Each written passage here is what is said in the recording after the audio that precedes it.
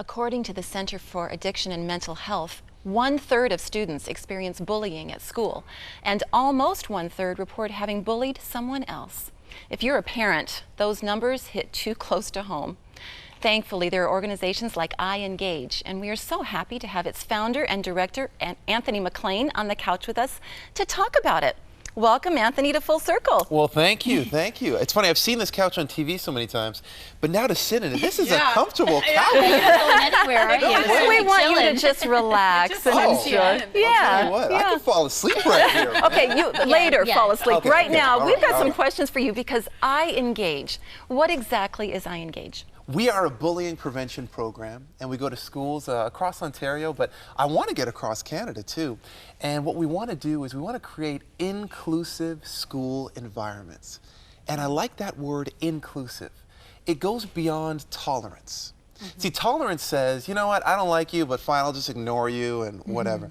Inclusive says, no, you know what, we all belong here. It's embracing. That's exactly it, Wow. So, well, I mean, that's difficult though, because I mean, people like to be in cliques. Like we kind of go to the same people, like-minded or who dress the same.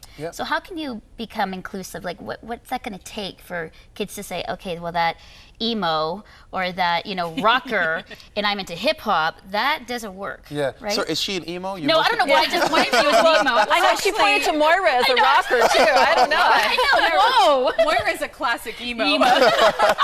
Okay, good point. No, I know what you mean. Heavy laughter out there.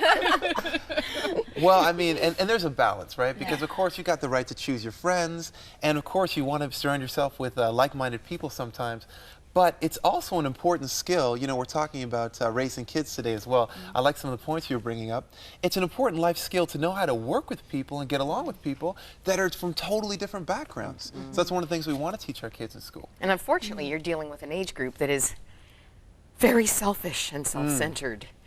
I don't know that there is an age group that is not self-centered, but yeah. True.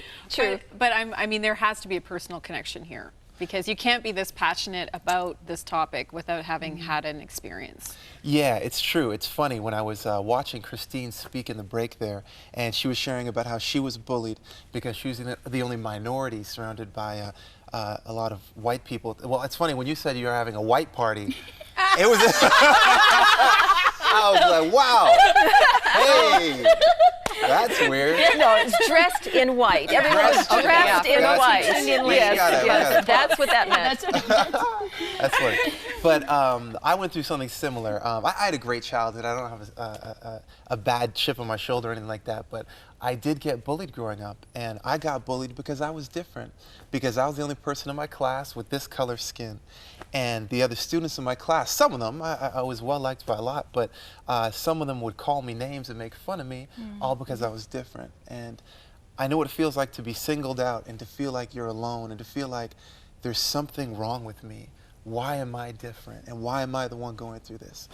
And it breaks my heart when I think about students today that go home every day after school and cry into a pillow and wonder, why am I going through this and what's wrong with me? Yeah, because you own it. When someone picks on you, that person, that victim, owns it. Yeah. Unfortunately, that's one of the things about bullying that really breaks my heart.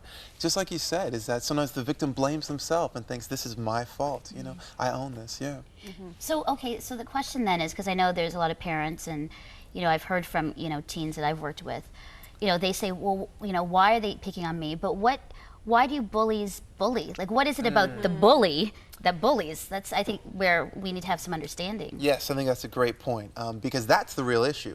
It's not that there's a problem with the victim, there's a problem with the bully. So let's bring it back to that. Why do bullies bully? Let me throw it out to you. Why do you think that bullies bully? They're wounded people. They're insecure, I would think. To prevent themselves from being bullied, maybe. Absolutely. I've heard all of these things. You know, I do student assemblies, and my assemblies, I like them to be energetic and fun. I do some rapping, I get kids up on their feet, but I also bring a real serious message as well. And at the end of one assembly recently, a girl in grade 9 came up to me, and she said, you know, I used to be a bully. And I said, tell me your story. And she said, I was a bully because I was so scared that I was going to be bullied. She said, when I was much younger, I got bullied, and I never wanted it to happen again. So when I went to a new school, I made sure to be the aggressor so no one would mess with me. Behind so much bravado is fear and former victimization. And what a tragedy. It's a multiplying brokenness. Yeah.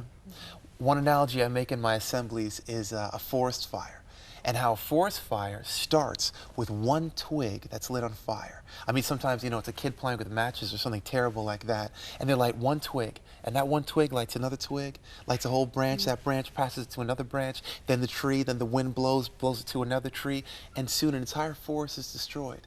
And sometimes with bullying, that's what happens. There's one wounded person, and like that great saying, hurt people hurt people. But that wouldn't help. Like if I was getting bullied and all of a sudden I go, I'm getting bullied, and I go, I know your problem. You were wounded. I see right through you. That's not going to happen on the playground. You know what I mean? Yeah, like you're not going to say, true. yeah, I know what's going on, and maybe I need to pray for you as you like are pounding me in the head, right? Like so.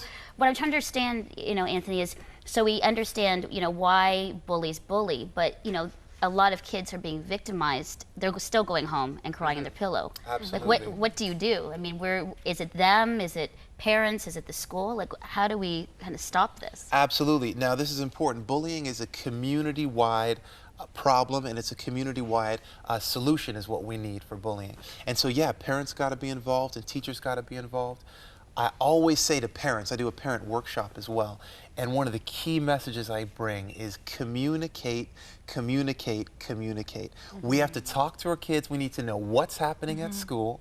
And I've been saying this for so many years, you know, get your kids to tell you what's happening at school. Well, now it comes home. My wife and I have 2 kids, and our oldest son, Joshua, just started junior kindergarten this year. Oh. So, the first day of school, very emotional. I mean, tears and tantrums and crying. He was fine. It was us. Man, it was very emotional. Anyway, so we pick him up after school, and we just ask him, how was school? And he doesn't say anything. And he's like, it was good. Well, what did you do? I had fun. Well, what happened? And sometimes I think parents are frustrated because sometimes kids don't open up. Have you gone through that with your own? Absolutely. I know that at supper time we were in the habit when all of our kids were little is every night everyone would take turns doing their night. And so like Monday night was Eric's night, and so he would, you know, along with praying over the meal, and he got to blow out the candles. We had candles on the table at the end of the meal, but he would tell everything that happened in his day. Wow. From the time he woke up in the morning until supper time. Wow. And then he would pick the next person to tell their day, and we'd go around the table and everyone would tell their day, ask questions, that kind of thing. Now I understand though that if there's something happening at school that a child wants to hide from their parent, that makes it more difficult because the parent doesn't even know that there's an issue of a bully or someone that's picking on them, and they're ashamed and they don't want to bring it out. How do parents get to that place where then they draw that information out of their child? Well, I think number one is ask specific questions. So I found with my son asking how was school wasn't doing it. But what works is I say, what did you do at recess? What did you play with? Who did you play with? Needs more than a one-word answer. Yeah, exactly. So I think getting specific. Who are your friends at school? Do you ever see bullying? Who gets bullied? What do you do when that's happening? And get them to open up and find out when's the time they're willing to talk.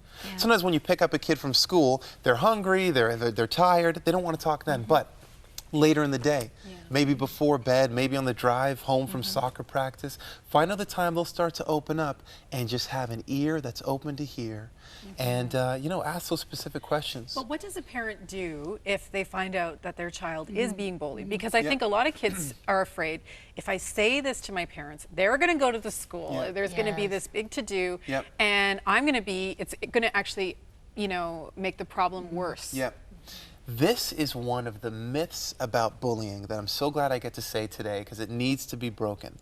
There's a myth that if I am being bullied and I tell someone, the bully's going to find out and it's going to get way worse for me. Studies have shown that kids that speak up, reach out, and get help are safe and the bullying stops. The ones that keep it a secret, the ones that try to hide it, the bullying gets worse and worse and worse. You know, one thing that really drives me crazy is this whole mentality of protecting the bully. Or even, you know, with criminals, protecting the criminal. There's a saying on the streets right now, stop snitching. Stop snitching, don't snitch. So if you know someone's dealing drugs, don't tell the cops about that person. You want to protect that drug dealer. No, you don't want to protect that drug dealer. And so we need the bullies to be punished.